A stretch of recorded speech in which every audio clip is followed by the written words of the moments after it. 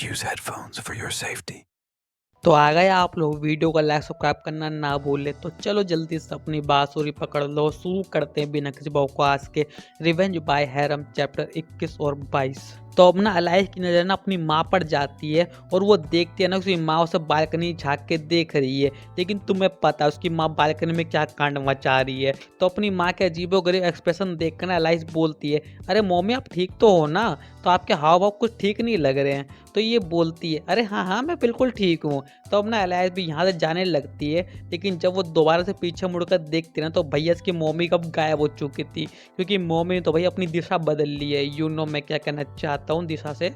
और लोंडा अपनी मालकिन के साथ भाई काम खत्म करने के बाद ना एलिना के पास जाता है अपनी ताज़ी ताज़ी यादें बनाने के लिए। तो अपने सारा तामझाम खत्म होने के बाद ना लोंडा अपने स्कूल जाने के लिए निकल पड़ा है और सभी लोग इसे अलविदा कहने के लिए आए हैं। और लोंडा जाते जाते सोच रहा है, स्कूल जाकर तो मैं बहुत ज़्यादा हंगामा मचाने वाला हूँ मेरी जान। मतलब ये भड़मुंजे के बाद स्कूल में ना मुद्दिया सेट करने के लिए जा रहा है, ऐसा और कुछ भी नहीं है इसको। तो अब ना लोंडा का वही घोड़ा गाड़ी स्कूल के लिए निकल पड़ा है। और अब लोंडे को कुछ टाइम हो चुका है स्कूल में पढ़ते हुए, मतलब पढ़ाई नहीं मतलब स्कूल में आए हुए।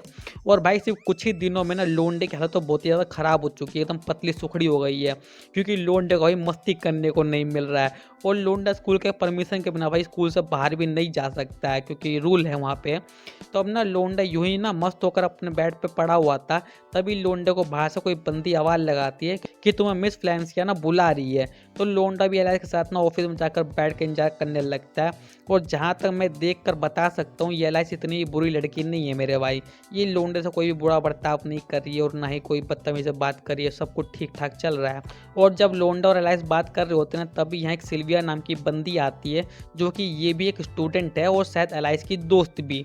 और सिल्विया को देख कर तो भाई लोंडे की आंखें ही चमक जाती है, लेकिन अफसोस एलाइस का एक बंदा है। लेकिन लोंडा भड़मुंजे का ये सोच रहा है, अबे यार ये खरबूजा कुछ ज़्यादा ही बड़ा नहीं है, मैं तो आज तक इतना बड़ा खरबूजा देखा ही नहीं है। और ये सिल्विया ना जाते तो भाई लोंडे को गुड लक बोल देती है कि अच्छे से पढ़ाई करना, जो कि भाई इसकी ये सबसे बड़ी गलती है, क्योंकि इसने लोंडे से बात कर ली, इसका मतलब इसका भी अब कटने वाला है, ठीक है समझ रहे हो ना तुम। और भाई हमें यहाँ पे एक बहुत ही खतरनाक चीज़ पता चलती है कि एलाइस को भाई सिल्विया से प्यार है, हाँ जी प्यार है, मतलब एलाइस लेस्बियन है मेरे भाई। और लोंडे ने ये बात नोटिस कर ली है और लोंडा एलाइस को देखकर सोच रहा है, अच्छा तो ये बात है, इसलिए ये बंदी लड़कों में जरा भी इंटरेस्टेड नहीं है, क्योंकि इसे तो लड़कियों में दिलचस्पी है मेरी जान।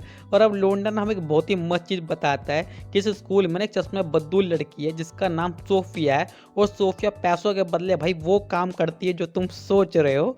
और जैसा कि तुम देख सकते हो कि ये मोटा अभी भी सोफिया को पैसे दे रहा है, और वो इन पैसों के बदले क्या काम करना चाहता है ये तुम सबको मालूम है। और लोंडा देख लेता है ना कि भैया ये मोटा इस बंदी को लेकर ना कहीं तो जा रहा है। तो लोंडा ना एलाइस से झूठ बोलता है कि वो वापस अपने कमरे में जा रहा है, लेकिन असल में लोंडा भाई उन दोनों के पीछे पीछे जा रहा है। लेकिन ये दोनों भाई एकदम से देखते देखते गायब हो जाते हैं। तो लोंडा ने अपनी पावर का यूज करके ना उन्हें ढूंढने की कोशिश करता है, लेकिन लोंडा को भाई अपनी पावर यूज करने की जरूरत ही नहीं पड़ती है, क्योंकि वो दोनों लोग इतना शोर मचा रहे हैं ना कि लोंडे को उनकी आवाज़ ऐसी साफ साफ सुनाई दे जाती है। और लोंडे को पता लग जाता है कि ये तो भाई इसी कमरे में है। तो लोंडा एक बड़ी छलांग मारकर ना खिड़की के ऊपर चढ़ जाता है और छुप छुप कर ना देखने लगता है कि आखिर वो दोनों यहाँ पे क्या कांड मचा रहे हैं। और भाई हम क्या देखते हैं कि ये सोफिया कोई इंसान नहीं है, ये एक डीमन है जो कि लड़कों की एनर्जी चूसती है, लेकिन उसके एनर्जी निचोड़ने का तरीका भाई थोड़ा सा कैजुअल है। तुम समझ रहे होंगे कि वो किस तरह से एनर्जी निकाल रही है। और इस टाइम ना सोफिया भाई इस मोटी की एनर्जी निचोड़ रही है, क्योंकि इसमें कुछ ज़्यादा चर्बी है मेरी जान, इसलिए। और ये देख कर तो भाई लोंडा बहुत ज़्यादा खुश हो जाता है, पता नहीं ये इतना खुश क्यों हो रहा है, शायद इसलिए कि इसे एक टीममेट मिल गई है। तो अब ना ये डीमन अपना काम करके ना बाहर आ चुकी है और ये मोटा क्या बोल रहा है, प्लीज़ चलो ना एक बार और खेल के आते हैं। लेकिन सोफिया भाई मना कर देती है कि अब वो बाद में खेलेगी और पैसा लेके आइयो, ठीक है।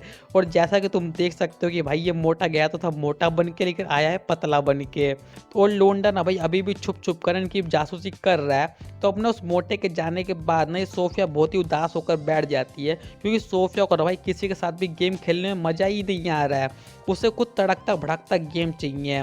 और जब सोफिया यहाँ से जा रही होती है ना तभी यहाँ पे लोंडा टपक पड़ता है और बोलता है, कितना पैसा लगे रहे तू जल्दी बता, बस मुंह खोल तू एक बार, तेरे अच्छे दोरी में भर दूंगा भर भर के। लेकिन लोंडे को देखते ही ना भाई सोफिया अपना मुंह सड़ा लेती है। और इसे ना लोंडे की स्मेल से पता चल जाता है कि भैया कुछ तो गड़बड़ है। और यस, लोंडा पकड़ा गया। और ये सोफिया ना भाई लोंडे को जबरदस्ती खींच कर ना कहीं ले जाने लगती है। और सोफिया लोंडे को एक कमरे में ले आई है। और लोंडे को ना भाई अपने पैरों में कुछ अजीब सा फील होता है। और वो देखता है ना कि भाई वो तो एक मैजिक सर्कल में खड़ा हुआ है। और हम देखते हैं ना कि भाई ये कोई छोटा मोटा जादुई घेरा नहीं है, ये घेरा पूरे रूम में फैला हुआ है। और लोंडा ठीक से बीचों बीच खड़ा है, मतलब भगने का नो चांस। तो अपना सोफिया लोंडे से पूछती है कि बता तेरा मकसद क्या है, और तुझे पता भी है तू मेरे इलाके में खड़ा है, बता तू मेरे इलाके में क्यों आया। और भाई ये बंदी बहुत ज़्यादा गुस्से में लग रही है मेरे को, लेकिन लोंडे को भाई इससे बिल्कुल भी डर नहीं लग रहा है। वो तो ये सोच रहा है ना कि आखिर मैं से लपेटूँ तो लपूटूँ कैसे। और लोंडा इस सोफिया को देख कर ना ये बात समझ गया है कि ये ज़्यादा ताकतवर नहीं है, क्योंकि ये भी उसी तरह इंसानों की एनर्जी खाती है।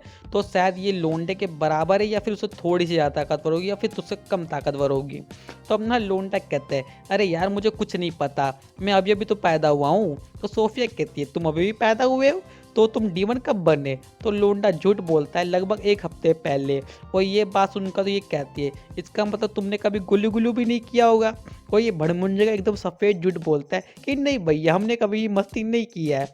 और बस फिर क्या था, ये बंदी लोंडे में झपट पड़ती है और बोलती है तू बच्चा है, तूने कभी गुल्ली गुल्ली नहीं किया तो कोई बात नहीं, आज मैं तुझे गुल्ली गुल्ली करना सिखाऊंगी। और लोंडा बोलता है अरे ये क्या, मुझे तो कुछ फील ही नहीं हो रहा है, महसूस ही नहीं हो रहा है। तो ये बोलती है हाँ क्योंकि मैंने तुम पर अपना जादू किया है। तो लोंडा मन ही मन कहता है ये डीमन तो बहुत ही बुड़बक है बे, इसका जादू तो मेरे ऊपर काम ही नहीं कर रहा है, मैं तो बस नौटंकी कर रहा हूँ।